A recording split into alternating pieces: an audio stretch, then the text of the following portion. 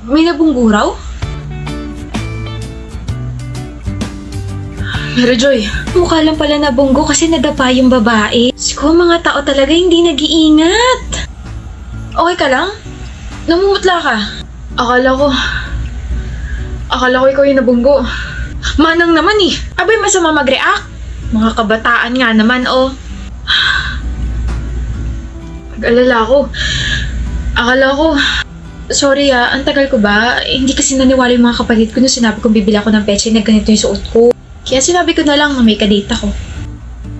Date? Ang date ngayon ay July. Hindi pa to date, no? Meeting lang to. Meeting pa lang to. Date na to. Sa kanto nga lang, okay? Kain tayo dun, sa lugawan. Tara. Teka. Oh. Niluto ko yan, egg rice. Egg rice tapos maglulugaw. Hindi. Mag-burger tayo. Angelo! Hello, Angelo. Ba't nandito ka na agad, MJ? Sinusundo kita. Sabay tayo papunta sa school.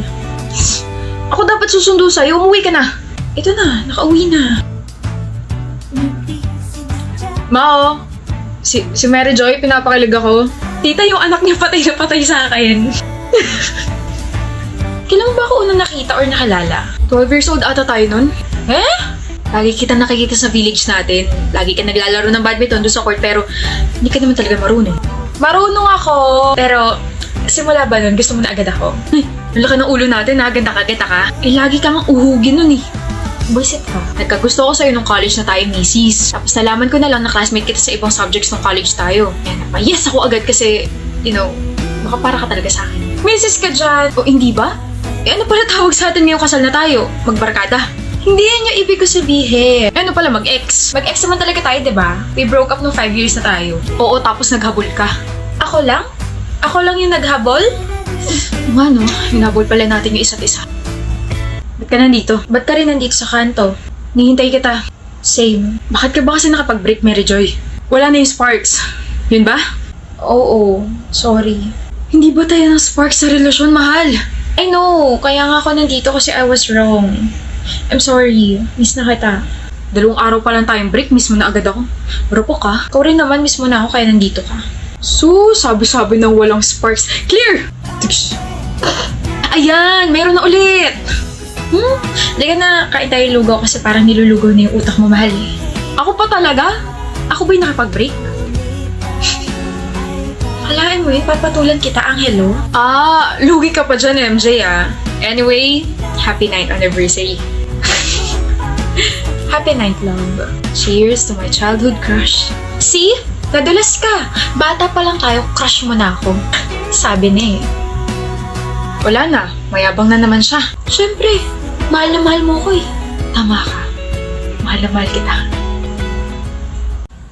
Hoy, ang bibig, Diyos ko, day. Sara mo nga, baka may pumasok na langaw.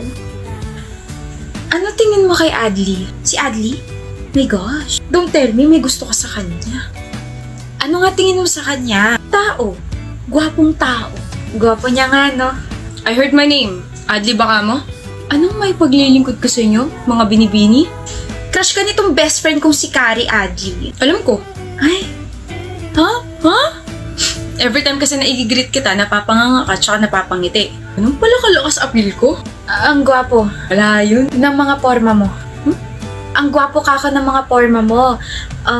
Crush ko yung style mo, Adli. Ako. Yung ako mismo. Gwapo ba ako? Crush mo ba ako? Nakaka-conscious ka naman tumitig. Never ko pa naisip yung feelings ko for you kasi ang lagi ko napapansin is yung mga sinusuot mo. Ang galing mo magdala ng damit. Tapos bagay pa dyan sa buhok mo, sobrang fluffy.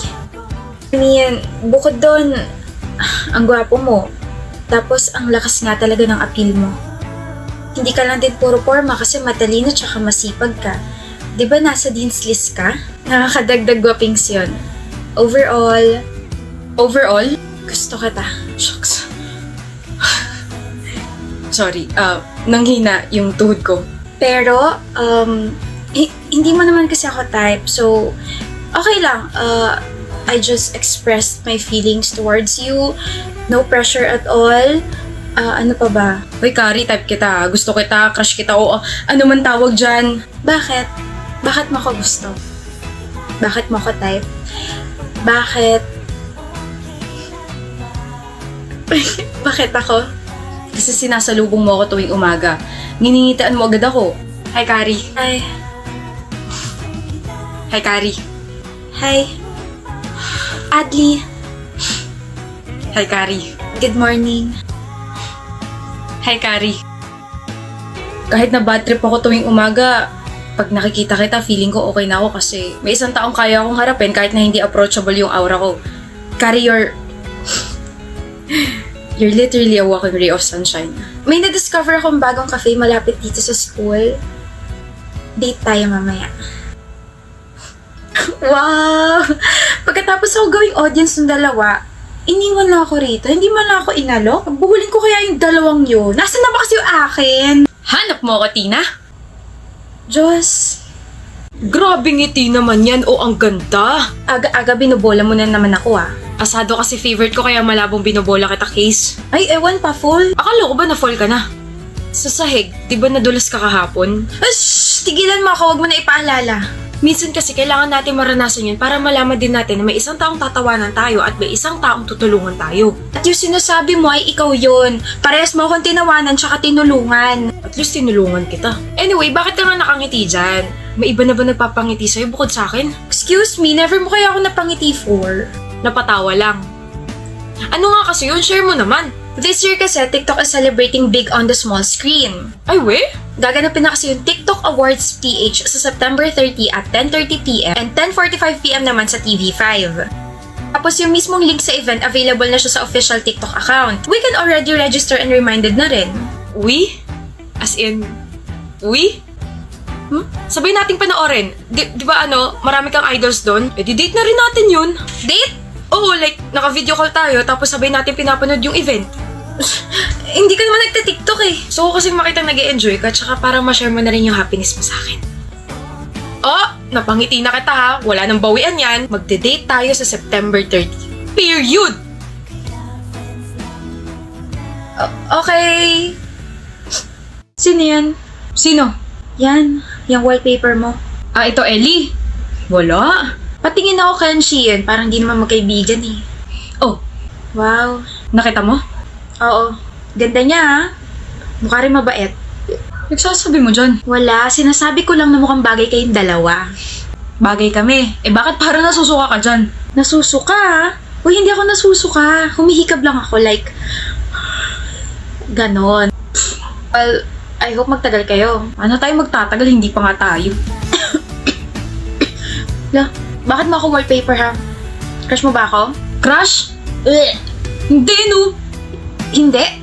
Sabi kasi sa horoscope ko ngayon, gawin ko raw wallpaper ang isang taong may zodiac sign na Taurus. Di ba Taurus ka? Kaya eto, ginawa kitang wallpaper. Alam mo, buisit ka. Bakit mo pa kasi tinatanong kung alam mo naman yung sagot? So kasi sa'yo manggaling, ayoko naman mag-assume. Oo na. Anong oo na? Alanjo naman, Ellie, napaka-slow mo naman. Oo na, ginawa kitang wallpaper dahil panakot ko to sa mga magnanakaw. Para naman tangi. Hindi kasi ako prepared pero oo, gusto kita. Gusto kita gawing kaibigan. Ewan ko sa'yo. Kaibigan tapos magiging kaibigan. Ano? Ano sabi mo? Liligawan mo ko? Uy, ang unexpected naman. Ikaw talaga gagawa nun? Hindi ko naman alam na patay ka sa akin, Ellie. Salita ka naman dyan. Parang timong to na nakatitig lang sa akin. Nahihiya na ako. Stop it. Kenshi, Bakit? Sure ka na talaga naliligawan mo ko? gusto rin kita. Ha? Gusto rin kita at wallpaper din kita. Oh. Sabihin mo na ako pumapayag ka na ligawan kita para makapag-set na ako ng date para sa first date natin. Tiklop ka, no? Ha? Hanep, Kenshi, ang angas-angas mo tapos tumitiklop ka kay Ellie? Wala eh. Gusto ko siya eh. Ellie! Anak ng... Sino may gusto sa akin dito? Lumapit na kayo, dali. Gusto ko na rin tumiklop. Uy, kaya naman pala ako pag single eh. Napapansin ko na parang kanina ka pa dyan sa phone mo ah. Ano, Pami? Sabi ko mukhang busy ka yata to the point na kailangan ko pang ulit yung sinabi ko, Jai. Galit ka na ba niyan? Hala ka, mahal, hindi ako galit. This is my everything face. This is my happy, sad, excited, anything face. Kung galit ako, edi sana nagdadabog ako. Nagdabog ka na? Ay, nagdabog ba ako? Sorry, hindi ko kasi napansin. Nagagawa ko lang naman magdabog kapag hindi na ako pinapansin ng boyfriend ko. I was just looking sa ibang profiles ng mga babae. Nahagip ng mga mata ko, wag ka nang tumanggi. Love. 6 years, mahal. 6 years na yung relationship natin, tapos ngayon ka pa nagloko? Ngayon ka pa magsasawa sa akin? Hindi kita niloloko at never kita lolokohin, Pami. Okay. Di mo nga ako niloloko. Pero hindi mo i-deny yung sinabi ko? Na ano? Na may tinitignan ka ng iba, Jai. Totoo yun. Totoo may tinitignan akong ibang profile. Tinitignan ko yung profile ni Incorrectly Rose. Yung idol mo, babes. Si Rose Ordonez. Huh? Sabi mo kasi idol mo yun, diba? Tapos kwento ka pa ng kwento tungkol sa kanya. Eh di yesterday I checked her account and then hanggang ngayon pinapanood ko pa rin yung videos niya. Hindi naman ako na-inform na ang dami niya palang videos and yung iba ang haba pa. Pero nag-enjoy akong panoorin siya. Parang magkakaiba talaga yung mga characters niya. You never failed to make me kilig. You watch her videos because I kept talking about her. Pinanood mo siya kasi gusto mo makarelate sa mga pinagsasabi ko. Oh, I also voted for her. Pati yun? Oh, you're so sweet, Jai! Of course, nabanggit mo kasi diba na nominated siya sa TikTok Awards? So what I did, pumunta ako sa TikTok profile niya, I clicked the link in her bio and voted for her 15 times. You can vote until September 5, ha? I know